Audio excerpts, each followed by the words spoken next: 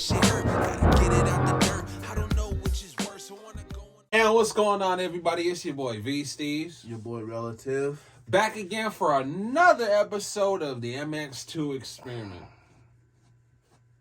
No guest today, but we will be getting into a few things, a few topics that has been a controversy around the industry, bro. It's I don't know what it is or what about the past few years, and things like putting your blower online and stuff. Yeah.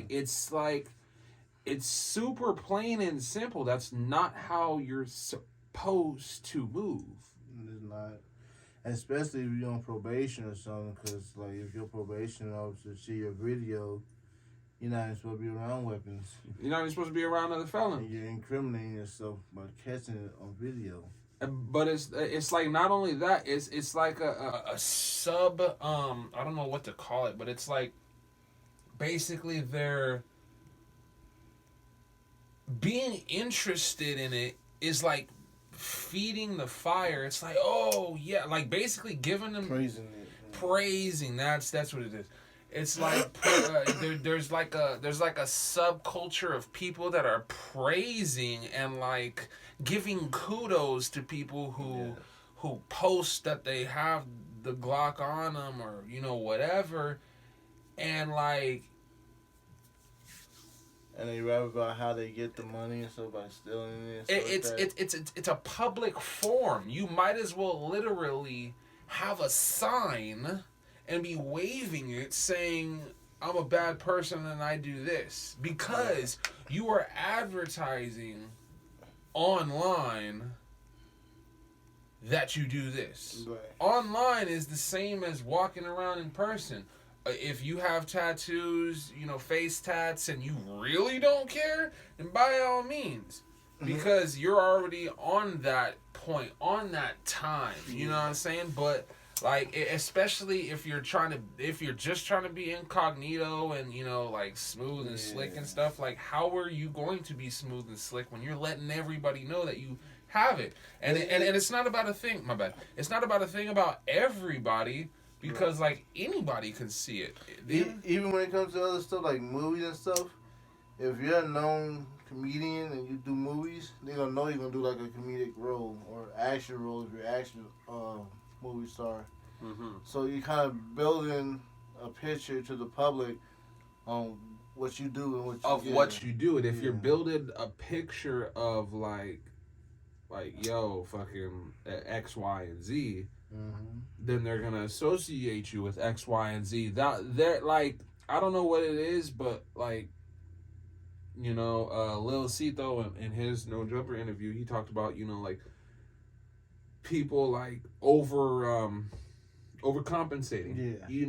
If they don't really live like that, they're trying to for sure show people that they are like that. Right. But it's not an actual It's the whole fake it till you make it situation. You see, and that's a slippery slope because you can't. What happens when your whole belief comes crashing? What happens when everybody believes so hard? And excuse me. What happens if everybody believes so hard and you're just a disappointment, a letdown? Right. That shit would suck. To have to go through that emotion. And we're not even talking violence. We're not even. Excuse me. We're not even talking violence. We're talking, just some kid's Disney movie, and the kid pretended that he had blonde hair and he really had red hair, right. And when the red hairs found out that he was blonde, they did. You see what I'm saying? It's better to just be you and it not only be you, but because there's a certain way to move in just today's climate. Today's it's not very smart, and I don't know what it is with today's It's getting them caught up in a lot of situations. Either dealing with enemies or the court. And it's like they show, cause when they come up with new talent and stuff like that, they want them to be in like a tunnel vision of what music's supposed to be right now, with the gangs and the drugs and stuff like that. You think so? Yeah, I think, cause they said that they pretty much aiming, because as soon as that artist mess up, they put them in jail and stuff like that. Okay. And the music industry has made partners with private prisons that hold inmates and stuff like that. So even if the artists go to jail, they're still making money off the artists. Because they have a stake in that prison system. Yeah, they got a share in that prison system. Wow, what the fuck? I didn't even think about that part.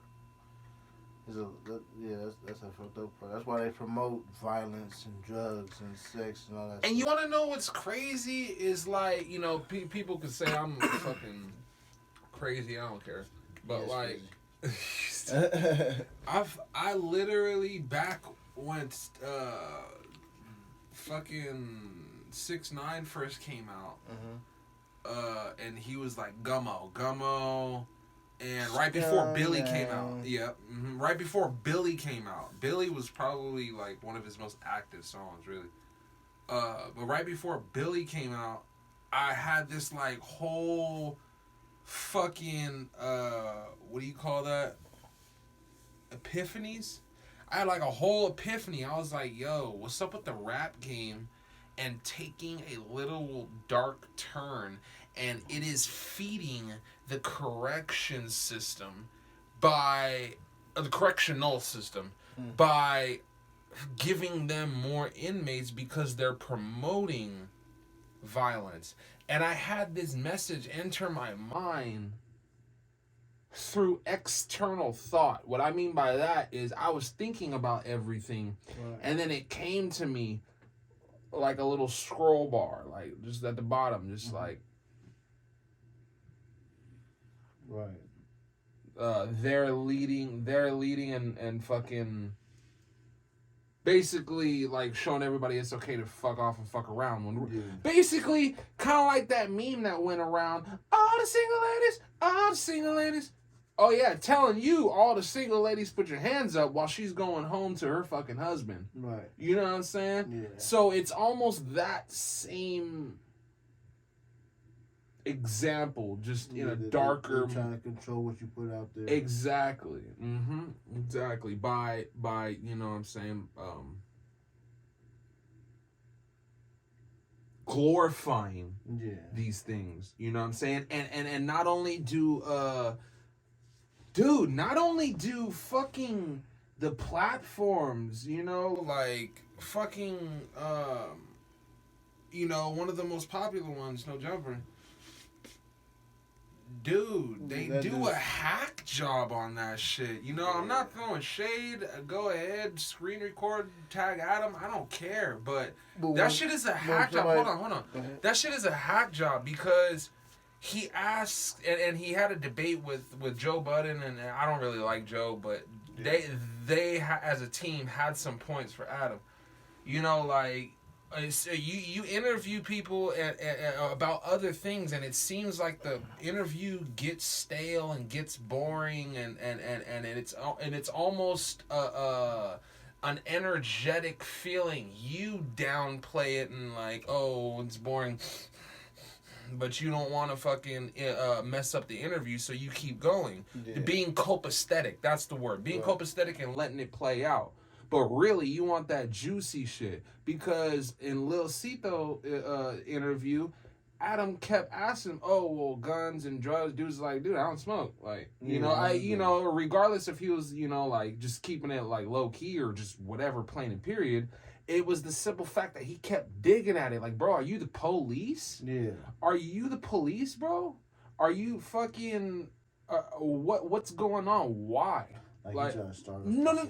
Legitimately, but like he kept back, dudes. Just like I said, like it is drama And chisme, the only thing that you thrive off of, and I understand it's for numbers. Bro, I run my own shit. Just like you, Adam. I run my own shit. But there's a level of morality and respect to not just... He trying to cross the line. He trying to find someone that he can cross the line with. I don't know, you know, if there was another, you know, shit, if he was here, he'd be able to give us his side. But I just don't know. You know what I'm saying? And I'm just trying to make sure that everybody acknowledges, or at least, you know, my followers. Right. Acknowledge, you know, like, there's a war going on outside. Take a look. You know what I mean?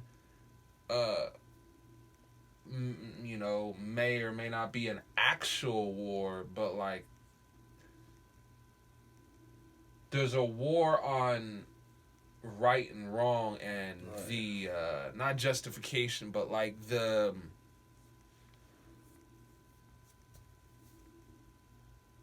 fucking building like camaraderie or building a rapport with your fellow neighbor. Right. You know what I'm saying? Like, you don't just, you know, oh, I heard you fucking chopped off your finger when you were trying to, like, god damn, bro. Ask me my fucking last name and fucking, ask me where I grew up. Don't fucking just ask me what you heard at the fucking... Yeah. You know, the neighborhood party, Jesus Christ. It's just a hack job. You know what I'm saying? So, like, he trying to find somebody who get exposed. Yeah. Okay, so another story. Bazaar went on for his interview, and all he was talking about was like his super grimy goon lyrics. Shout out my boy Gabby Goon. His goon lyrics. Like, we're talking about Bazaar though. Bizarre from D12. Right. Adam was interviewing him. Yeah, and he was like, oh, you know, I heard or something about like fucking or wrestling like midget porn, something like that. And he was just like, oh no, you know, I got some midgets on the payroll or some I can't remember exactly, you know, don't quote me. But it's something based around this. And you know, like, oh no, you know, they're just wrestlers. I wouldn't fuck them or nothing. But it's just like bringing up like the most obscure and awkward things, and it's like, dude, why don't you ask me about my album? Why don't you ask me how I feel? And keep it on the positive side. Why did, like, okay, I understand people want to see drop, but like, can't you address that too? You know what I'm saying? Like, can't you address that the same way I am? Like, why do these people want to see these people? Why the fuck do you want to see it? Right. Acknowledge that. With your fucking big fan base, acknowledge that simple fact. Why do people want to see violence and da-da-da-da-da? Why can't we go to a time of peace? And if... They believe peace is boring. It's too mellow. Okay, maybe because... still get your blood flowing like, ooh. There's an old saying, you know what I'm saying, like... This is probably too long a debate. We got a minute left, but... in wars and revenge and stuff like that, there can't be peace. You know what I'm saying? That person still hasn't gotten their revenge from when their brother died. You know what I'm saying? And so it's like, it's hard. It's hard. You ever heard that saying? No. There's a whole like lesson watching Naruto and like a bit of Boruto. Even though they're animes and ninjas and all that goofy shit, like, no, there's some serious life lessons in it, you know what I'm saying? And it's pretty crazy. My bad. What were you saying? I forgot. I ain't gonna cut. No cappuccino. No cappuccino. Man, I had a frappuccino today. That shit was so fire. It sounds expensive. Was it expensive? 5 and some change. Is that expensive? How big was it? A medium. Yeah, that sounds about right. Sound about right? Yeah. What is it from Starbucks? That's where you got it from? No, I said, what is it from Starbucks? What is it from? I don't buy Starbucks. You don't buy Starbucks?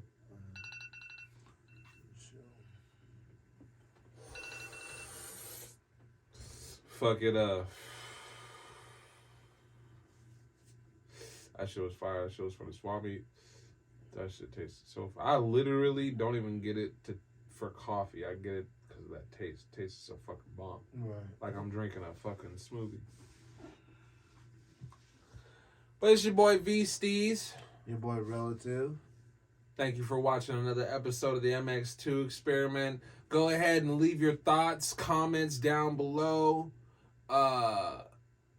Stay tuned for next week's episode. Hopefully we have another guest. Hopefully. Everybody comment down below who you want to see and share this video to them so we can get another guest. We outro. Peace.